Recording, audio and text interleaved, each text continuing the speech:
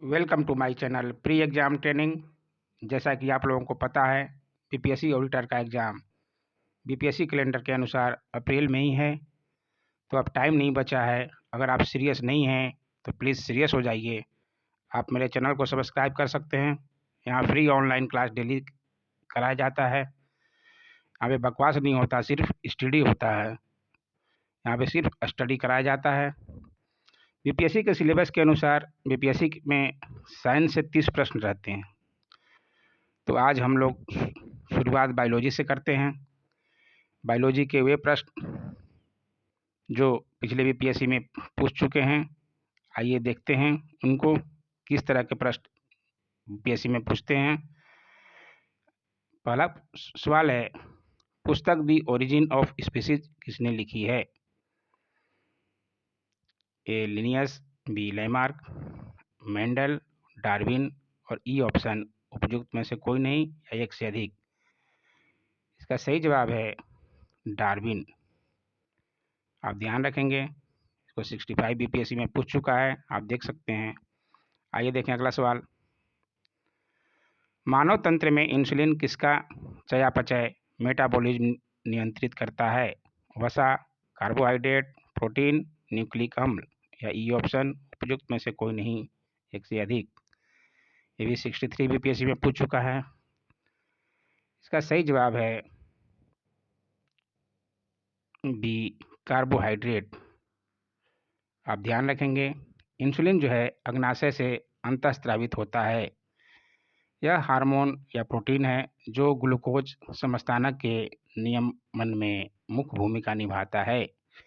Insulin लक्ष्य कोशिकाओं में ग्लूकोज से ग्लाइकोजन बनने की प्रक्रिया को भी प्रेरित करता है। ग्लूकोज कार्बोहाइड्रेट का एक स्वरूप है, इसे आप ध्यान रखेंगे। आइए देखें अगला सवाल। निम्नलिखित में से एंटीबायोटिक है? पेनिसिलिन, एस्पिरिन, पैरासीटामोल, सल्फाडाइजिन या ई ऑप्शन उपयुक्त में से कोई नहीं या एक से अधिक। इसका सही जवाब है ऑप्शन ई, क्योंकि जो है उपयुक्त में से पेनिसिलिन ये और सल्फाडाइजिन ये दोनों जो है एंटीबायोटिक है, इसलिए ई ऑप्शन सही जवाब है बीपीएससी के अनुसार। आप ध्यान रखिएगा। आइए देखें अगला सवाल। निम्नलिखित में से कौन सा मुख्य कार्बोहाइड्रेट है? गेहूं, जौ, चावल, मक्का। ई ऑप्शन उपयुक्त में से कोई नहीं, एक से अधिक। मैं आपको बता दूं, इन सब में मुख्य पूछ रहा है, इन सब में मुख्य है चावल। तो सही जवाब है चावल। चावल कार्बोहाइड्रेट का मुख्य स्रोत है। 100 ग्राम पके हुए चावल में लगभग 25.5 ग्राम कार्बोहाइड्रेट की मात्रा होती है। वास्तव में चावल में 90% कैलोरी कार्बोहाइड्रेट से आती है। चावल साधारण खाद्य पदार्थों की तुलना में अधिक विटामिन, खनिज और फाइबर प्रदान करता है, इसे आप ध्यान रखेंगे। आइए देखें अगला सवाल। कीट संवर्धन क्या है? आप ऑप्शन देख सकते हैं। इसका सही जवाब है ए, कीटों की वृद्धि करने का विज्ञान। कीट संवर्धन जो है कीटों की वृद्धि करने का विज्ञान कहते हैं। कीट मतलब केंचुआ। केंचुआ जो है कृषकों का मित्र एवं भूमि की आंत कहा जाता है, इसे भी आप ध्यान रखेंगे। आइए देखें अगला सवाल। जेनेटिक्स निम्न में से किसका अध्ययन है? मेंडल का नियम, जैव विज्ञान, डीएनए संरचना, आनुवंशिकता और विचरण। इसका सही जवाब है डी, आनुवंशिकता और विचरण। जेनेटिक्स जीव विज्ञान की वह शाखा है जिसके अंतर्गत जीवधारियां में जीनों, आनुवंशिकता और विचरण का अध्ययन किया जाता है, इसे आप ध्यान रखेंगे। आइए देखें अगला सवाल। लौंग पौधे के निम्नलिखित में से किस भाग से प्राप्त होते हैं? शुष्क पत्तियां, शुष्क तने, शुष्क बीज, शुष्क पुष्पकली। इसका जवाब शायद आप सबको पता होना। इसका सही जवाब है डी, शुष्क पुष्प कली, से आप ध्यान रखेंगे। आइए देखें अगला सवाल। पादप कली है एक भ्रूणीय टहनी, एक भ्रूणीय पत्ती, एक भ्रूणपोष, एक बीज। ये सारे बीपीएससी के प्रश्न हैं। इसका सही जवाब है ए भ्रूणीय टहनी। वनस्पति विज्ञान में किसी अविकसित प्ररोग को कली या कलिका कहते हैं। यह किसी पत्ती के कक्ष या तने के अंतिम छोर पर उत्पन्न होती है। इसे आप ध्यान रखेंगे। आइए देखें अगला सवाल। पौधे जो नमक युक्त मिट्टी में उगते हैं को क्या कहते हैं? जीरोफाइट, हाइड्रोफाइट, हेलोफाइट या सैक्यूलेंट। इसका सही जवाब है सी, हेलोफाइट। इसे आप ध्यान रखेंगे। लवण मृदोभित उन पादपों को कहते हैं जो उच्च लवणता युक्त जल में पैदा होते हैं। इसे आप ध्यान रखेंगे। आइए देखें अगला सवाल। जीवों में अत्यधिक विविधता का कारण है अनुकूलन, सहभागिता, उत्परिवर्तन या बहुगुण सूत्रता। इसका सही जवाब है सी, उत्परिवर्तन। इसे आप ध्यान रखेंगे। आइए देखें अगला सवाल। सारे बीपीएससी के प्रश्न हैं दोस्तों। इलेक्ट्रोएन्सेफेलोग्राम ईईजी निम्न में से किसकी निगरानी के लिए उपयोग होता है? हृदय, यकृत, अग्नाशय, मस्तिष्क या ई ऑप्शन उपयुक्त में से कोई नहीं, एक से अधिक। ये 64 बीपीएससी का प्रश्न है। ईईजी और ईसीजी दोनों आपको ध्यान रखना पड़ेगा। इसका सही जवाब है, आप लोगों को साथ इसका पता होगा, सही जवाब है डी, मस्तिष्क के लिए। और ईसीजी जो होता है वो हार्ट के लिए होता है, हृदय के लिए। इसे भी आप ध्यान रखेंगे। आइए देखें अगला सवाल। मेंडल के आनुवंशिकता का सिद्धांत किस पर आधारित है? कायिक जनन, अलैंगिक जनन, लैंगिक जनन या उपयुक्त सभी। इसका सही जवाब है सी, लैंगिक जनन। आइए देखें अगला सवाल। डीएनए की खोज किसने की? जेम्स वाटसन एवं Francis Crick, Gregor Mendel, Johannsen या हरगोविंद खुराना या ये ऑप्शन उपयुक्त में से कोई नहीं, उपयुक्त में से एक से अधिक। इसका सही जवाब है ई।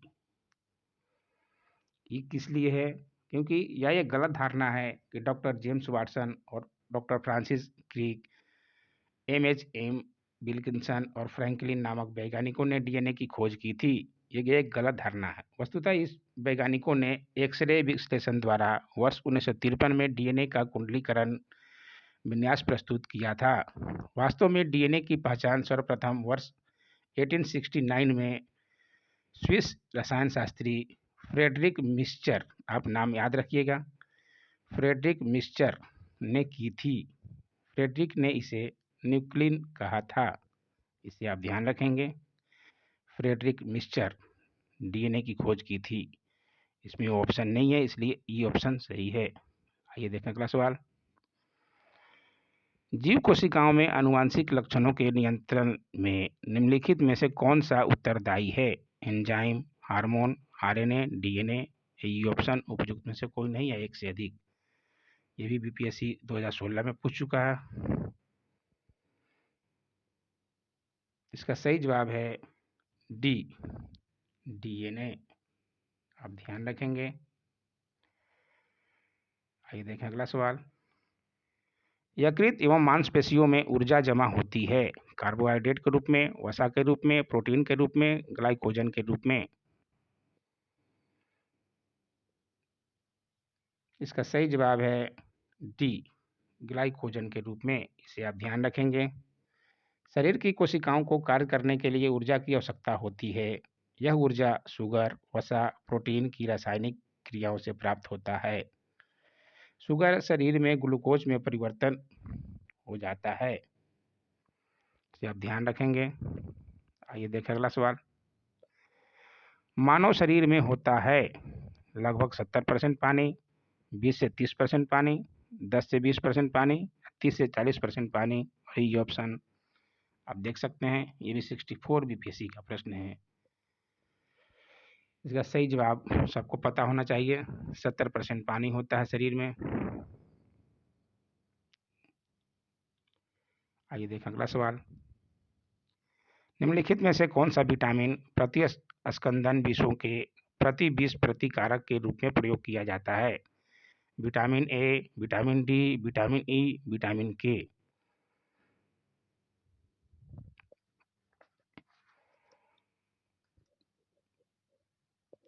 इसका सही जवाब है डी, विटामिन के। के बारे में मैं आपको बता दूं, प्रतिस्कंदन विषों के प्रति विष प्रतिकारक के रूप में विटामिन के का प्रयोग किया जाता है। इस विटामिन को रुधिर स्त्रावरोधी पदार्थ कहते हैं। इसकी कमी वाले व्यक्तियों का ऑपरेशन आसानी से नहीं किया जा सकता, क्योंकि अधिक रुधिर बह जाने का डर बना रहता है। इसे आप ध्यान रखेंगे। आइए देखें अगला सवाल। निम्नलिखित में से किस विटामिन को आर्गोक्सिलिफेरोल कहते हैं? Vitamin D2, vitamin D3, vitamin B12, vitamin B6। इसका सही जवाब है विटामिन D2। इसे आप ध्यान रखेंगे। आइए इसके बारे में थोड़ा जानकारी ले लेते हैं। विटामिन D2 को आर्गोक्सिलिफेरोल कहते हैं, जबकि विटामिन D3 जो है कैल्सिफेरोल कहलाता है। विटामिन D2 विटामिन डी का वह प्रकार है जो मुख्य भोजन व आहार अनुपूरक के रूप में मनुष्यों को प्राप्त होता है। मुख्य रूप से भोजन में यह मक्खन, मशरूम, दूध, पनीर, मांस, अंडों की जर्दी, मछली के तेल आदि में मिलता है। इसकी कमी से बच्चों में सूखा रोग या रिकेटस हो जाता है। इसे आप ध्यान रखेंगे। आइए देखें अगला सवाल। मानव शरीर में विटामिन ए भंडारित होता है यकृत में, त्वचा में, फुसफुस में, वृक्क में। इसका सही जवाब है यकृत में, ए ऑप्शन आप ध्यान रखेंगे। मानव शरीर में यकृत में विटामिन ए की काफ़ी मात्रा संचित रहती है। विटामिन ए का रासायनिक नाम भी पूछा जाता है, आप ध्यान रखेंगे, रेटिनॉल, जिसकी कमी से शरीर में रतौंधी हो जाती है। इस विटामिन को संक्रमण रोधी विटामिन भी कहते हैं। सारे बात आप ध्यान रखिएगा। जिसका प्रमुख स्रोत दूध, मक्खन, अंडा, मछली का तेल, गाजर इत्यादि है। आगे देखते हैं अगला सवाल। निम्नलिखित में से कौन सा युग्म सही सुमेलित नहीं है? आप ऑप्शन देखिए। इसका सही जवाब है, सुमेलित सही नहीं है, उसका सही है बी, टोकोफेरोल के बेरी सही नहीं है। इसका है रेटिनॉल, अर्थात विटामिन ए की कमी से जीरोफ्लैथैलेमिया रोग होता है। सही दिया है। साइनोकोबालैमिन विटामिन B12 की कमी से रक्ताल्पता तथा विटामिन डी कैलिकैल्फोरिल अभी बताया था D3 तथा आर्गोक्सिलिफेरोल D2 की कमी से बच्चों में रिकेटस नामक रोग हो जाता है। बेरी जो है विटामिन B1 की कमी से होता है, जो कि गलत दिया हुआ, इसे आप ध्यान रखिएगा। तो दोस्तों आज का वीडियो इतना ही। अगले वीडियो में इससे आगे के प्रश्न कराए जाएंगे। अगर वीडियो अच्छा लगा तो दिल से लाइक कीजिएगा, शेयर कीजिएगा, और चैनल को सब्सक्राइब नहीं किए हैं तो सब्सक्राइब कर लीजिएगा। आपके एक लाइक से मेरा मोटिवेशन बढ़ता है और आगे वीडियो बनाने के लिए मेरा मन उत्साहित होता है। आज का वीडियो देखने के लिए बहुत बहुत धन्यवाद।